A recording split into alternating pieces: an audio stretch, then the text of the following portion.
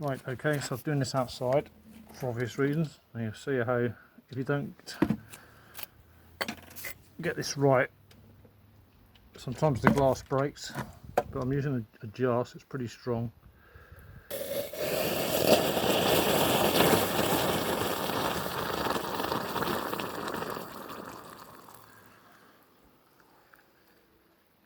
Alright,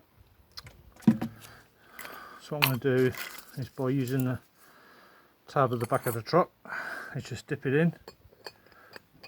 Probably got a bit too much in there, it's going to displace the water. And you'll see it fizz nicely, and the water's turning green already.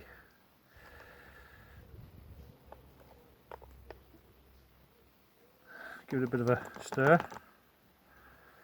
Fizz, fizz, fizz.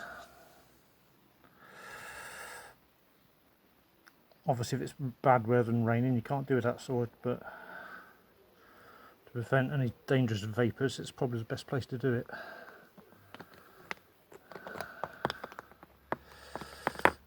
Oh, lost grip. Where is it? That's the trouble when you lose it. And there you go. Just like magic, the paint's all gone. Just like magic. So what I'm going to do now, just take that indoors and rinse it off under a cold tap. No, actually what I will do, because I'll just get the wife moaning at me, is somewhere I've got my little plastic tub amongst all my junk down here. Oh goodness. Pop that in there.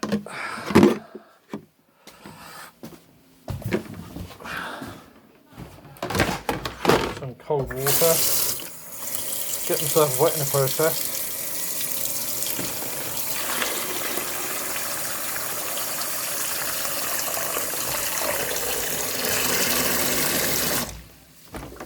There we go. Give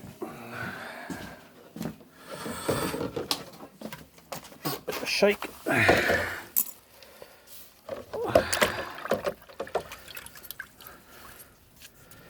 Now it's gone a funny colour, but as you can see, unlike using paint stripper, that's it. Quick as that. All that took was literally a couple of small capfuls of caustic soda, and that now is ready for polishing and getting ready for the primer. So we'll just dry this off and get it prepped. So there you go. So it's dried. It's gone really dark. I don't know if you can notice there is a slight bow actually within the trailer part itself. It's probably has some sort of side impact. So what we can do there is just very gently make sure there's nothing too flammable about. I shall use my trusty blow torch. Just gently heat that up. And remember, this is an alloy. It doesn't take an awful lot of heat before it starts melting, so I'm trying to keep the flame moving as not to create a hot spot, and then just very gently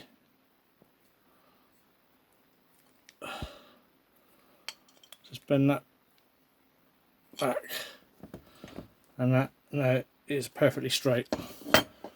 Now that's magic. No, it's not. It's just science, I suppose. Now again, if you can just see that little rear axle part there where the axle goes through is again slightly bent, so with a trusted blowtorch just heat it up very gently both sides, and then with pliers I'm just going to gently tease it into a straight position. Boy, this alloy heats up pretty quickly. And that's it. Again, lovely and straight. That's all it takes. These are great little things. Most kitchenware shops, it's what the chefs use for, I don't know, creme brulees and meringues and stuff, getting that burnt effect. Just refill it at the bottom with a canister of lighter fuel, you know, the gas, the compressed gas one, and it's lasting for ages, that. So I think again, £4 or £5. So you don't need to be buying all this top of the range expensive stuff. Like I said, this is a budget restoration, and you can do it on a relative shoestring, as they say. So if I go and paint this straight away on a primer, the chances are there's all sorts of contamination on it. If I just use this bit of kitchen towel, there's a bit of muck on it already. I mean, it's not nice. It's not a nice finish, and obviously this grease on my hands, the primer won't stick. It will look horrible, and it will end up flaking off. So what I tend to do now is get the trusty rotary drill, and then we'll give it a good old polish. Okay, so I've got the trusty rotary drill. Now, as you can see, this particular wheel is missing several bristles. Now, I will reiterate on more than one occasion, it is paramount that you really wear safety equipment, especially goggles. These fly off, they embed themselves absolutely anywhere. I find them in the wood, I've said it before, I've stepped on them, they hurt. So although this is falling apart, I might just have enough here just to show you what I do. So I'll just turn it on, and I'll put this on maximum. Again, this is what I'm using. The local supermarket sell these. Relatively cheap. I think it was less than 20 quid. The only problem I've had with it is the original collar for it, which I think I've still got somewhere, was made of a really crappy alloy. Here we go, here it is. It was made of a really crappy alloy. I featured it on a previous video, and you probably can't see that, but inside the thread stripped. As soon as I tightened it up a few times, the threads went and it would no longer tighten up. So luckily, a Dremel collar fits this perfectly, and it's made of a decent steel. So that's what I'm using. So it's interchangeable, and so do a lot of the tools as well if you buy the right head for it. I'm talking about that, the same supermarket I bought this from, they do a lovely selection on this carousel of grinding wheels, polishing wheels, engraving tools. I shall probably end up using this in a minute to get in all the corners. This is a steel one, more brass ones, another brass one, and inside again you still have another selection of various grinding, polishing, and again I think that was only about 12-13 quid. So enough of the free advertising. So safety goggles on. This is quite noisy. Just bit of polishing. Ow, I can feel them coming off already.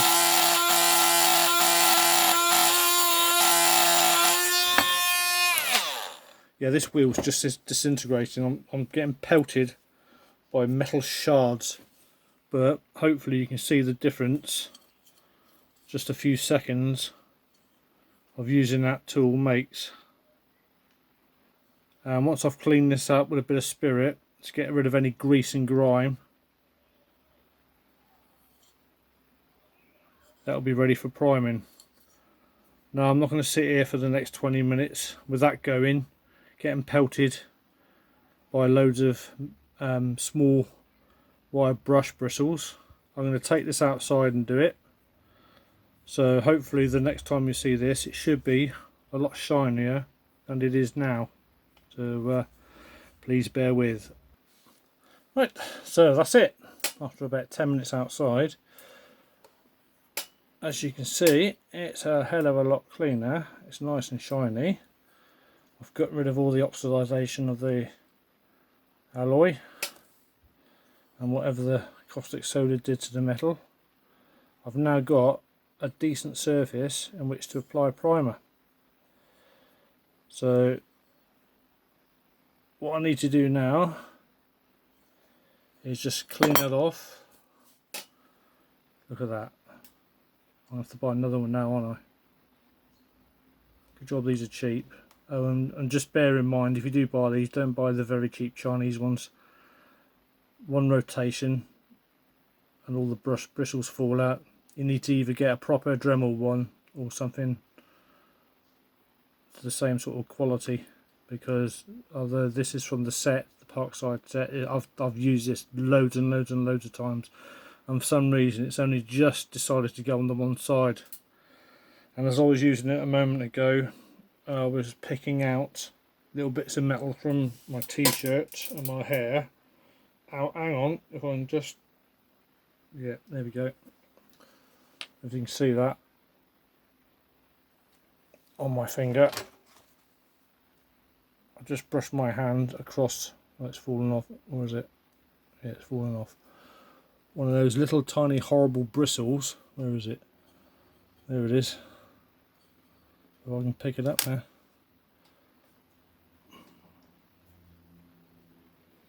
There. That. I'll just brush myself across my t-shirt and stab myself. So these blimmin' things end up everywhere. So don't try doing it in your front room or anywhere where there's a thick shag pile carpet, because you'll be standing on them for months on end. And whatever you wear an old t-shirt, a boiler suit, whatever you like, because again, the stuff sticks into you. So that's that. So what we'll do now is just give this one a bit of a clean. I shall probably use this little wire brush. It's great for getting in all of the nooks and crannies, as I use for that.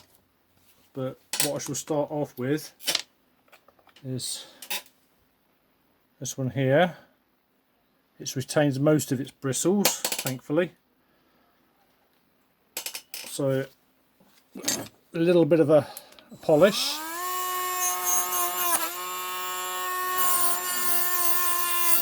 That's something else you've got to watch out for. If they skip sometimes, it will catch, and before you know it, it's flown at your hand. So I'm just getting rid of the surface rust. So try and keep a firm grip on it. This is coming up quite nicely.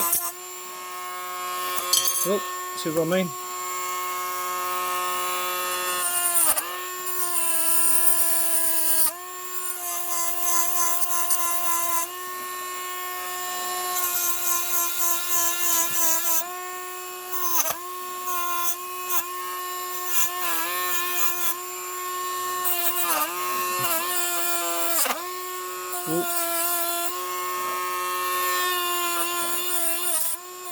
Just feeling a few bits of metal skip across me now at the moment. So I'm losing some bristles. Need to get into that corner a bit better. Alright, so that's I think that's more or less the surface cleaned and ready. Again, what you should be doing is wearing a mask, because obviously there's rust on this, and what you don't want to be doing is breathing in rust particles. So I'm actually contradicting myself here, because I'm not wearing a mask. I forgot to put one on even. So if you clean anything that's really, really rusty, what you don't want to be doing is breathing in those rust particles. If you could hear that over the cleaning. So that is, as they say, that's now all nice and clean.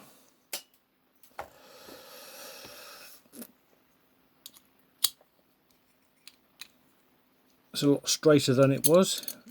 Stupid boy, get it up the right way.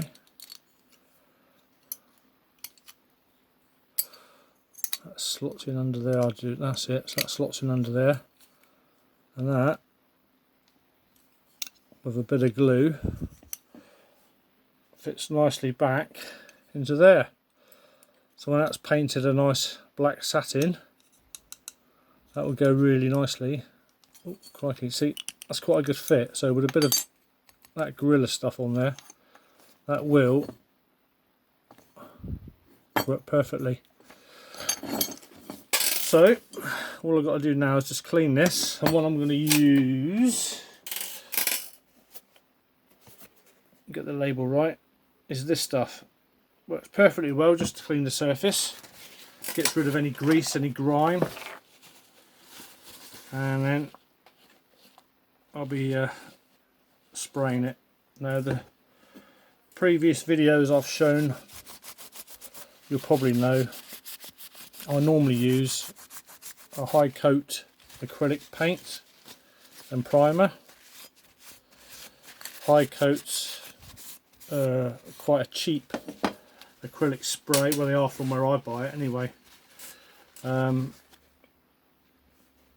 tried using Halford spray and it came out too thick. It wasn't the consistency, the nozzle was just a bit too heavy on doing stuff like this. I mean, obviously if I had one, I used to, I would have a little spray gun with a compressor on it, and then I would use that, but I haven't. So what I chose as a option was using a rattle can, as some countries call it, compressed spray cans, to do these models with. So that's pretty much clean of any dirt and grime. Give it a bit of a brush off and just let that evaporate of any sort of bit of tissue on there, residue. Give that a moment. Now then, the choice of sprays I'm going to use this time, I'm actually going to go for either an original Tamiya colour TS28 Olive Drab 2 or a Humbrol. It's a dark green 163. It's a satin colour. Now, not sure which colour to do, as near as the army colour. This is another little vehicle I've got. It is not quite the dark green. Dark green is probably a bit too dark green. I think it's nearer. Mind you, this is on white paper, mind you, and it always dries darker as well. I'm actually going to go for the olive drab, I think, for this truck. Some people might say, oh no, it's completely the wrong colour. But out of the choice of colours I've got, and also this is a satin colour, so I'm not sure whether it will look correct. But what I'm going to do anyway is I'm going to prime it. I'm going to spray it with one coat of this Tamiya. There's plenty in there. Bloody expensive, this stuff. It was about £7 a tin. I can believe that. Whereas the Humbrol was nearly, well, there we go, £4.99. So yeah, and the can's half the size, so you're paying more for a can half the size. The Humbrol, brilliant stuff, no problems with it whatsoever. So now what I'd normally do is I would spray it with a grey primer, so the base coat goes on darker. But I've just noticed I haven't got any.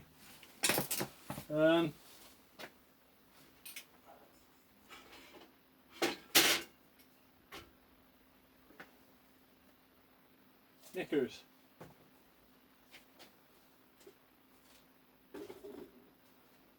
Oh well, so what I'm going to have to do is paint it with the old trusty high coat plastic white primer. Now I use this one because it comes out the nozzle absolutely fine, really nicely. Try not to use the high coat ultra primer. Different nozzle on it, and it comes out a lot thicker, and you get a rather rubbish coat of primer. It looks too thick for the model. That's one of them on the floor. Yeah, it goes all bubbly. It just goes on too thick. So again, I'm going to take this outside and spray it and prime it. So I think what I'm going to do is I'm going to spray this outside. I'm not going to be able to show it because I've only got a camera phone. Just the technique is I actually use my homemade spray booth. If I'll show you over here. Again, you don't need anything too fancy. It's an old cardboard box. As you can see, it's been used a lot of times. And what I will do is I will suspend the vehicle from the hook, and I shall give it a damn good coating via my rotating screw. It's a personal invention of mine. I think I'm patterning it. A wood screw with a bit of wire. Give it a nice fine coating of primer. Let it dry outside because it is baking hot. It's about 26, 27 degrees out at the moment. And by the way, that's quite warm for Morton Hampstead. So yep, we'll give it a good old bake out there in the sun. And then later on, I shall give it a base coat of that olive drab, see how it dries. If I think it's too light or the wrong colour, then I can always go over it with the other colour. Because I don't think it will matter too much. It might make it a bit darker. So I'm going to sign off now for the moment. So you're going to have to wait with bated breath and anticipation what's going to happen next. This first part of the video is going to be in 2 segments. Because unfortunately, stupid me and my camera skills, I pressed the off button and I switched it off. So the actual first part of this video is going to be in 2 sections. The first section being quite short. So I do apologise. However, keep calm and carry on. So I'm going to go outside now and finish this off. So hopefully it might be today. As I say, these acrylic paints dry really quickly, but more likely it will be tomorrow. I'm going to finish this truck off paint wise, and then we need to see about ordering some tyres for it. And also in another video I shall show you how I'm going to make the brand new axles. But there's nothing exciting about painting this. As long as you use your common sense, don't get right up close, because it will just pool, cover up all the details and end up running everywhere.